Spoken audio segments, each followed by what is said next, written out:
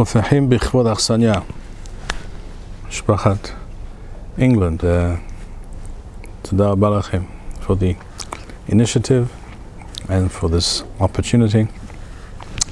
Here we are in Eretz Israel, in a place where we have, I see, olive trees, zetim. What else do you have over there? Te'ena, shaziv, mango. And here we've been tasting various types of wine from Yaakov Elia.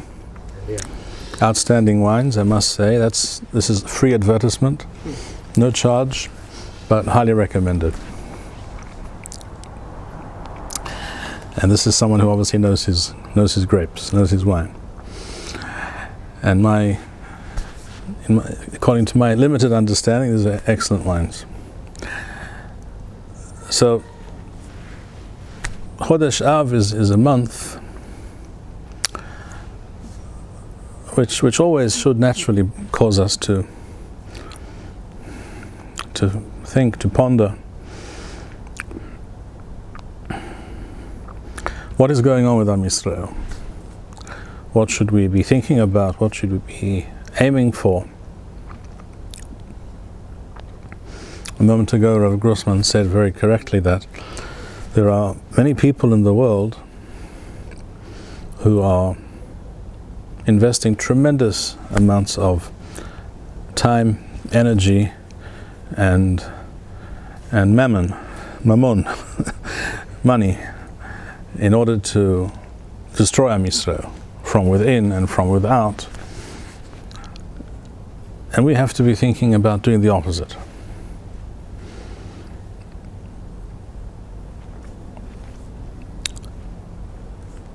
Now it's a well-known fact that many years ago, after the establishment of the state, and particularly after the Six-Day War, there were Jews, quite a number of Jews in fact, who asked the question, which is essentially we already find in Sefer, as I will read in a moment, in Sefer Zechariah, Ha'evkeh b'chodesh ha'chamishi.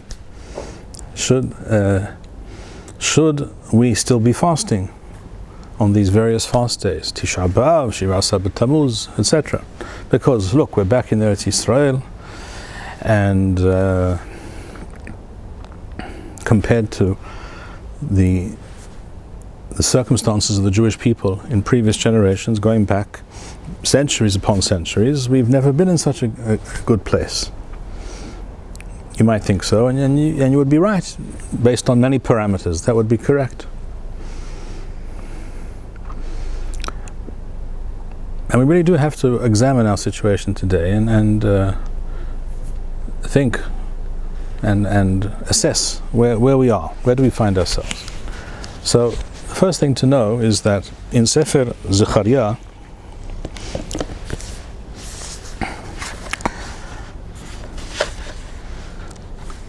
Zechariah Navi, as we know,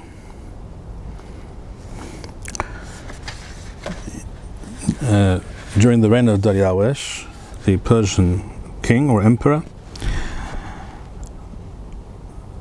we have a nevuah in Sefer Zechariah, Perek Zayin, chapter 7. Vayhi bishnat arba' leDariash hamelech haya davar Adonai al Zechariah be'arba'a lachodesh hatishii b'chisleu. He received the following prophecy. In the wake of what did he receive this prophecy? In the wake of the following: Vayishlach Beth El Sar Eser V'regeh Melech V'anasho. These are either the names of several different important Jews living in Bavel, in the Gola, in Chutz La'aretz, or they sent some of their people, representatives, to Beth El, Lahalot et Panei Adonai, to turn to Hashem, and according to the Targum, L'Sala'a Kadam Adonai, to pray to Hashem, and they had a particular question they wanted answered. Lemor El HaKohanim, Asher levet Adonai Sevaoth. This is why Rashi says that these people sent to their relatives who lived in Beth El, and they asked them to send people to Yerushalayim to ask this question of the Kohanim. El HaKohanim Asher levet Adonai Sevaoth, Ve'el HaNevi'im Lemor, and to the Nevi'im. It's interesting and worthwhile to note that the Targum here does not translate Nevi'im as Nevi'aya, translates Safaraya, Soferim. Interesting. That's a separate shiur. But note the fact that here we're referring to Nevi'im in a much more general sense. The Nevi'im, the Talmidim, a whole class of people referred to here in the Targum as Safaraya. Ask these people, these are the experts, the Chachmei Torah, Lemor, this is the question, should we continue to fast in the 5th month, the month of Av, Hinozer, and to deny ourselves various pleasurable things, Ka'asher asiti za kama shanim, as we have been doing for many years.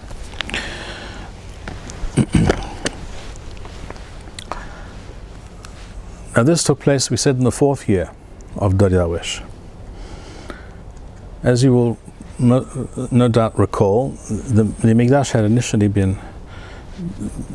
begun to be rebuilt many years before this time, and then it had been put on hold because of the machinations of our enemies. The Persian authorities put it all on hold for many years, and then the 2nd year of Daryawesh they began to build again. And that, by the way, did not happen, and this should be noted. We can't quote all the sources now, we'd be here all night, but it should be noted that the building was restarted in the 2nd year of Daryawesh, not because Daryawesh woke up one morning and said, you know what, I think it's a good idea that you should start rebuilding the Mikdash again. The previous order to put things on hold is now rescinded, go ahead. No. It was the Nevi'im, Haggai and Zechariah. They pushed the Jews, they cajoled them essentially, forced them to begin doing it without asking. And apparently the Persians went along with it. That itself is a great lesson. How things work, how the world works, how Jewish history works. We have to take the initiative. So the 2nd year of Daryawesh they began to pick up again the work which had been left unfinished, rebuilding the Mikdash. This question was asked in the 4th year, when the Mikdash is actually still being rebuilt. One can assume that at this point there was already a Mizbeach, and they were already offering Korbanot, right? Makrivim afal pisha and Baith, which is learnt from Baith Sheni. And in the 6th year, the Mikdash was completed. The 2nd Mikdash was completed, the 6th year of the reign of Daryawesh. So we're talking here about in the middle of the building process. So the Mikdash is being built but not quite complete. But the fact that it's already being built, and as I say, there was apparently already a Mizbeach, and so some of the basic avodot of the Mikdash at least were being performed.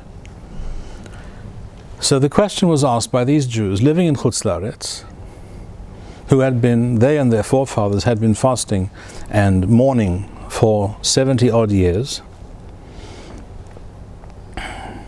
actually more, perhaps by now, and they want to know, well, should we continue fasting or should we stop? What should we do? Now, what would you expect? First of all, the question was addressed to the Kohanim and the Nevi'im, or the Soferim. Well, first of all, did the Kohanim have an answer? The answer is no. You don't have to believe me. You can also Rabbeinu Avraham ibn Ezra writes in his Perush, "V'hinei haKohanim lo yad'u lahashiv." They didn't know. Why didn't they know? And he says why. Ki en ze hasom katuv b'Torah. In other words, the Kohanim were more practitioners of what the book says. We know what the books say. We all know that there are different kinds of chachamim, different kinds of rabbanim nowadays also. There are those who know what the books say, and there are those who can actually think beyond the bounds of the book. From within that tradition which is preserved in the books, which they know, which they have studied, in which they are steeped, they can actually project beyond what the book says. And this is a question which is really beyond what the book says. The Torah doesn't tell you, it doesn't say to fast, it doesn't say not to fast. It says to fast one day a year, Yom Kippurim. So really, even though we're told here that the question was addressed to the Kohanim and the Nevi'im, essentially it's being addressed more to the Nevi'im, because they're the people who, and their Talmidim, the Chachamim, the Soferim, because they, like Ezra HaSofer, is called HaSofer for that reason. Because he's a Talmid of the Nevi'im, and he walks in that, follows in their footsteps. He is part of that tradition.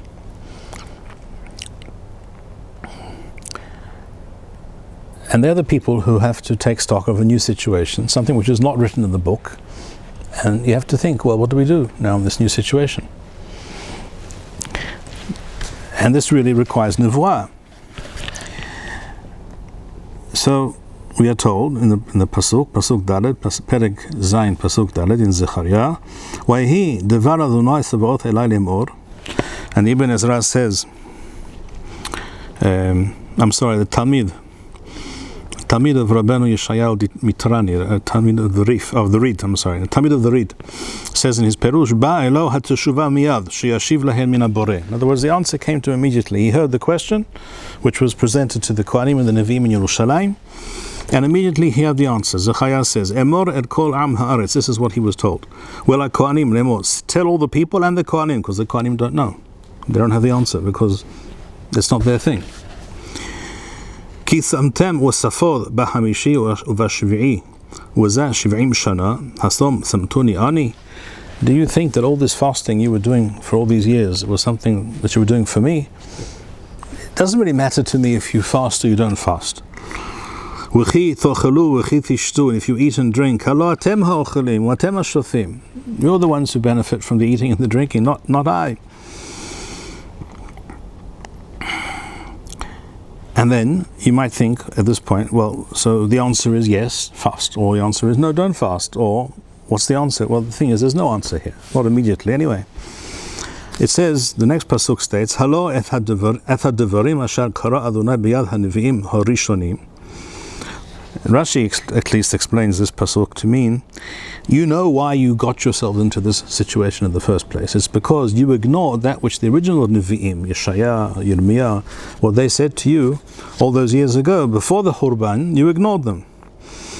Biyot Yerushalayim Yoshevet Ushlewa, when Yerushalayim was still standing, Wa'areha Saviv Vatheha, Wa'anegev, Wa'ashefela Yoshev, when all that was the case, and these Nevi'im said to you what they said, and you didn't listen, you know how you got into this situation.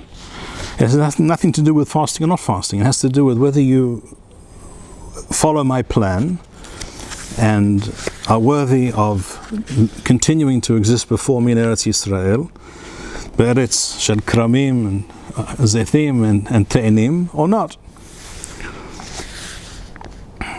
So what are you required to do? Vayhi devar Adonai al Zechariah lemor. Ka amar Adonai Sabaoth lemor. So Hashem says as follows. He repeats essentially what he said before. Mishpat emet shefotu. V'hased v'rahamim asu ish et achiu.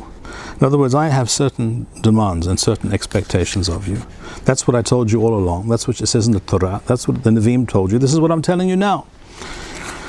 And whether you will succeed now with this building of this mikdash, whether things will work out well or not well, is entirely up to you.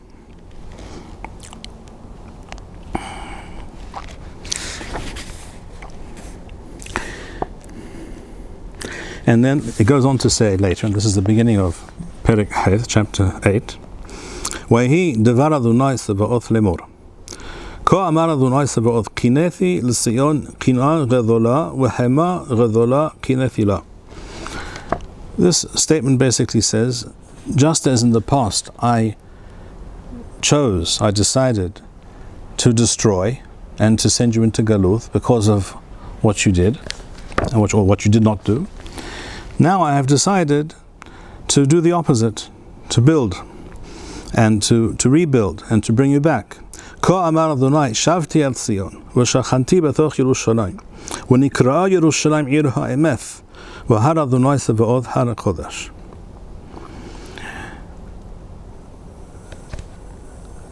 And Rashi explains here This is the answer. According to Rashi, this is the answer to the question.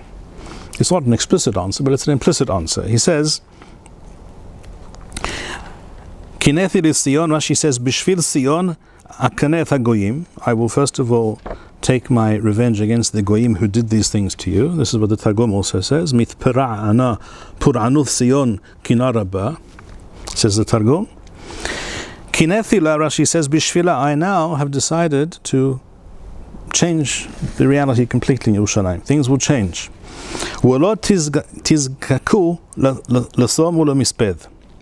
And you will no longer need to fast. So what is the answer?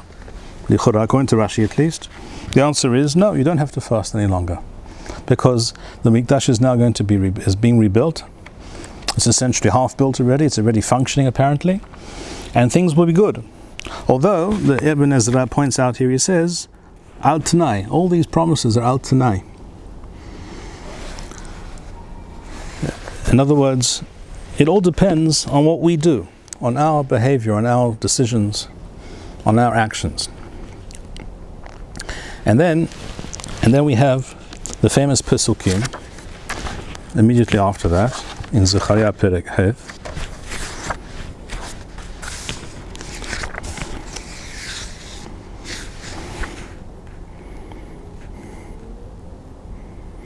ויהי דבר אדוני צבאות אלי לאמור, כה אמר אדוני צבאות, צום הרביעי, the fast of the fourth month, which is Tammuz, וצום החמישי אב, וצום השביעי תשרי, וצום העשירי טבת, יהיה לבית יהודה לששון ולשמחה למועדים טובים, והאמת והשלום אהבו. According to Rashi, therefore, the simple pshat is, you asked the question, here's the answer. Those days on which you were fasting will now become days of celebration. And this is how most of the Rishonim understand it, and it could be that all Rishonim understand it with regards to that time. In other words, now that Jews are returning to Eretz Yisrael, even though it was tipin, it was slowly, it wasn't all the Jews, but Jews were coming back. The Mikdash was being rebuilt. So the Navi says all these days will become Yamim Shel Sason U'Simcha. In other words, you don't have to fast.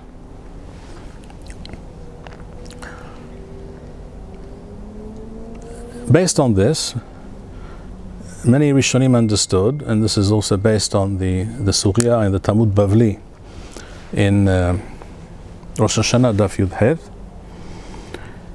Most Rishonim understand, therefore, that when there is a Mikdash standing, not only do we not fast on these days of Shiva Sabat Tammuz, Tisha B'Av, etc., but rather they're asurim b'ta'anit. You're not allowed to fast. You have to celebrate in some way on these days.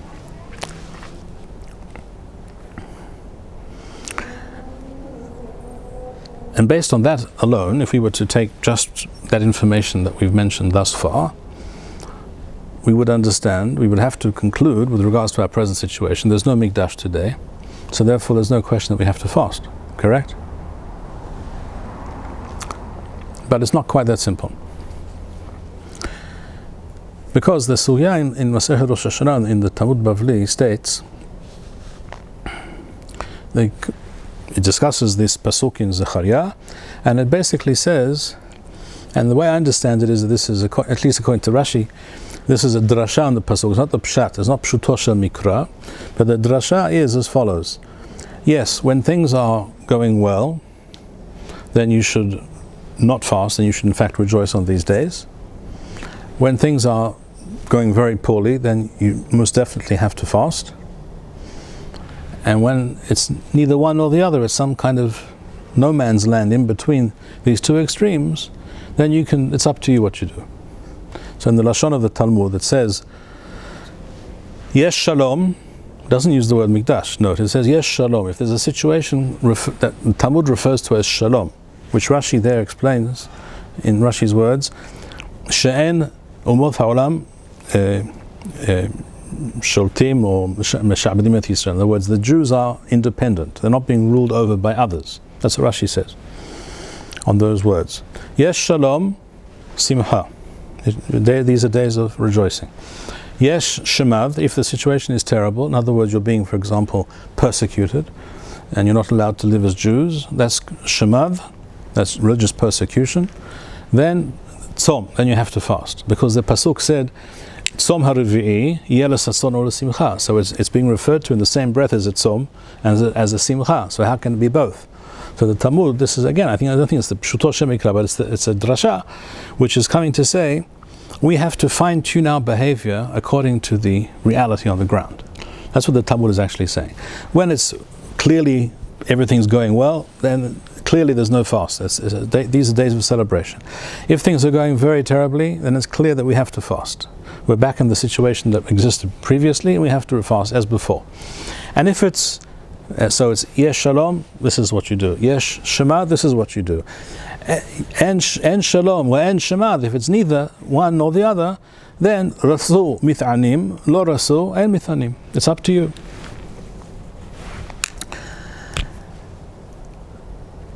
You will note that the words of the Talmud were not yesh mikdash, sason wa simcha. It was yesh shalom. If there's a situation of shalom, what is shalom?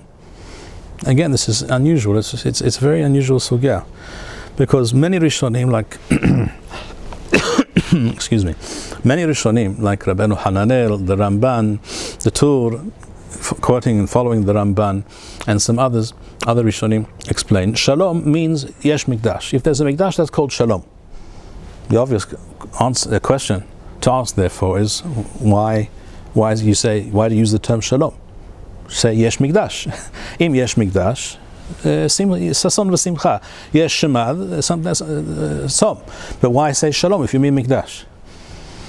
But that's the fact. Many Rishonim explain, yes, Shalom means if there's a Mikdash. According to those Rishonim, it all depends on whether there's a Mikdash, yes or no. If there's a Mikdash, en Tzom. And in fact, Yemei Simcha. And if there's no Mikdash, Tzom. Simple. Rambam, however, does not understand it this way. How do I know that he doesn't understand it this way?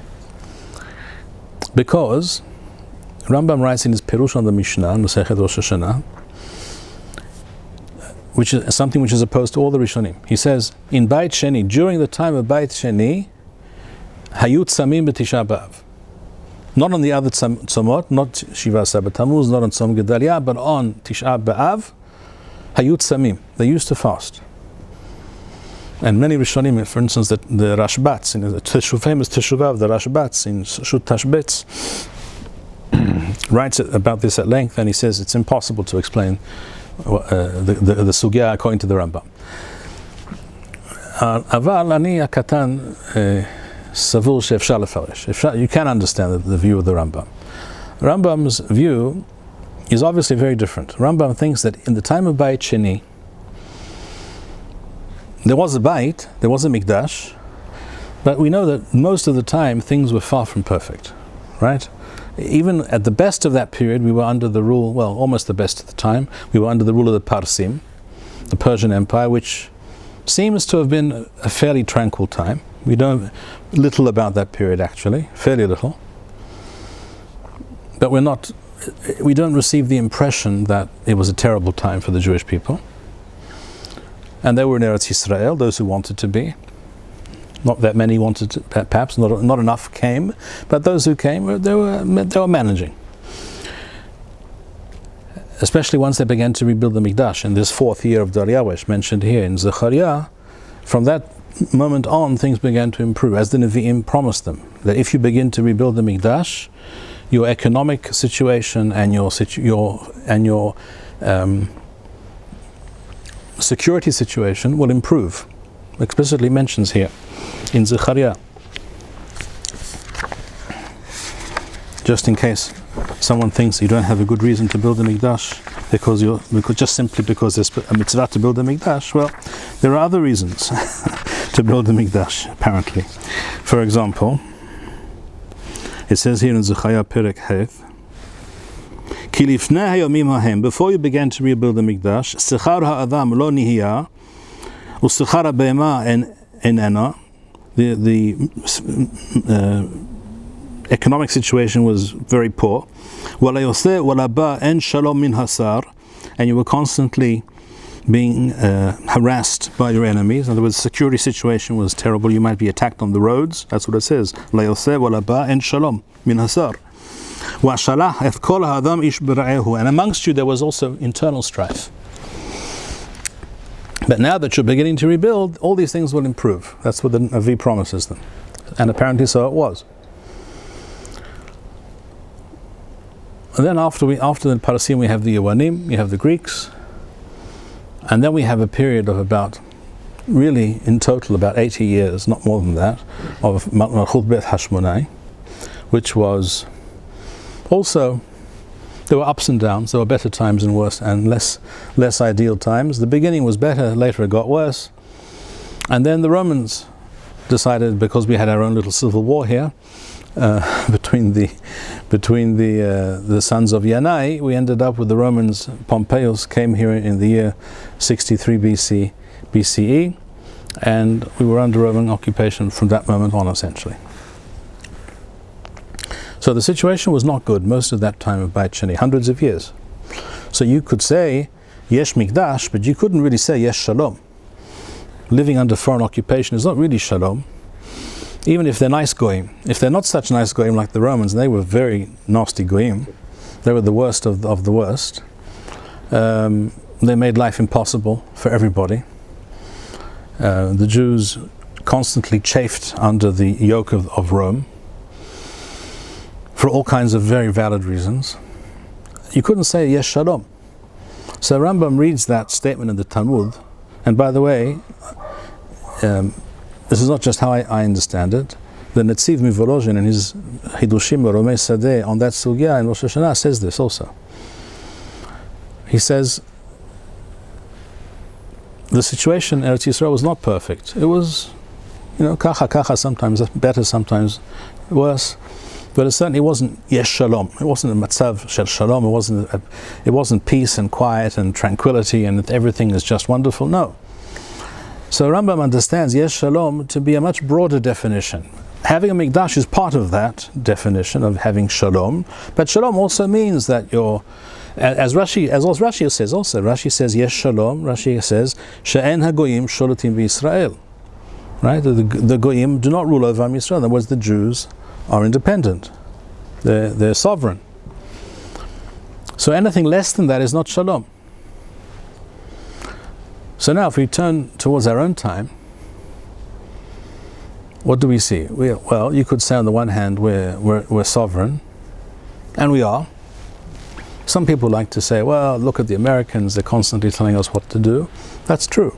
But the Americans are constantly telling everybody what to do. That's just how the world works. Very few countries, certainly who are in the American camp or the Western camp, are completely free of any influence from the United States or the EU or what have you. And these influences and these demands and power plays work in all various directions. Is Russia free to do as it wishes? No, they can invade Ukraine if they want to, and they did. And they thought it would be over in a month. But a bunch of people in various places in the world decided that, well, we're not going to allow this to happen. So who knows what's going to happen tomorrow? Right now, it's anybody's guess. Okay? So even a superpower like Russia, maybe it's not what it used to be, but it's still a very powerful country, is not really able to do anything it wants to do. It cannot succeed at doing whatever it wants to do.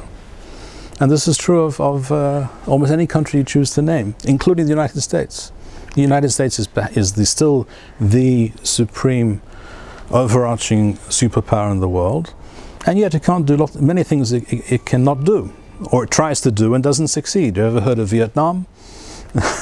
What about the fleeing from Afghanistan not so long ago, leaving behind $40 billion worth of armaments for the Taliban, etc., etc. No one is able to do what they want, and no one can get away with everything they would like to get away with. So that's not really an argument. Yes, we're free on the one hand. On the other hand, we have many powerful external enemies, and we have many powerful, very determined, and very evil internal enemies. I'm not going to call them our brothers, because it depends about to whom you refer. There are those who I think are Jews and want to be seen as Jews and would like to be our brothers, but they are easily bamboozled to adopt certain positions and believe certain narratives, and they will go out and destroy the country because someone told them to. And there are those who openly say, we're not your brothers, we don't want you at all, we hate you.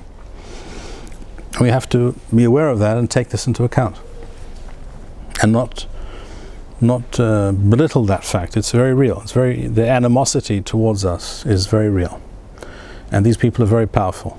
So what is our situation today? It's not shalom, is it? It's not exactly peaceful.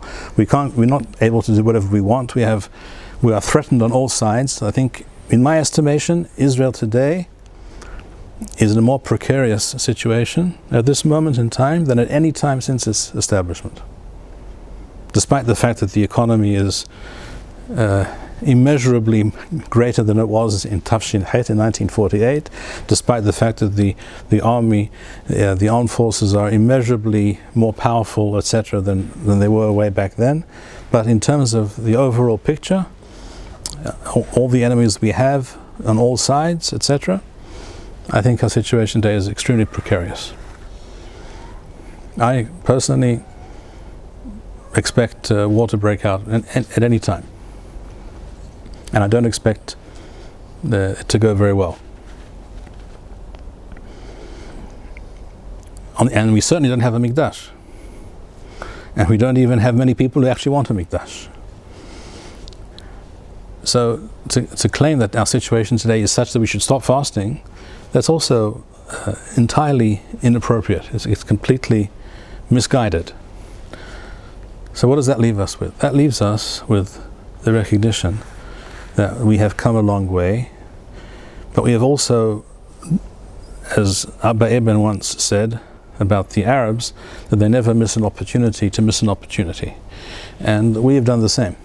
We have done exactly the same thing all along. I mean, just take the 6-Day War, for example. What could have been done in the immediate wake of the 6-Day War, and what was not done? We missed an opportunity beyond all other opportunities. So we have brought ourselves to a very difficult point, and a terribly precarious and a situation fraught with danger. And I go back to what it says in the Perush of Rabbi Avraham ben Ezra, that all the promises are al tanai, depends on what we do, what we make of the situation. We have to learn to view Jewish history as like a sine wave on a screen. It goes up and it goes down. We have to learn how to catch the wave when it's up, and ride that wave like a surfer does. We have to know when to get on the wave and ride it properly, and take advantage of the situation that Hashem presents us with. But if we miss that opportunity, then we go downhill, and it's out of our control for some time until the next wave begins to go up.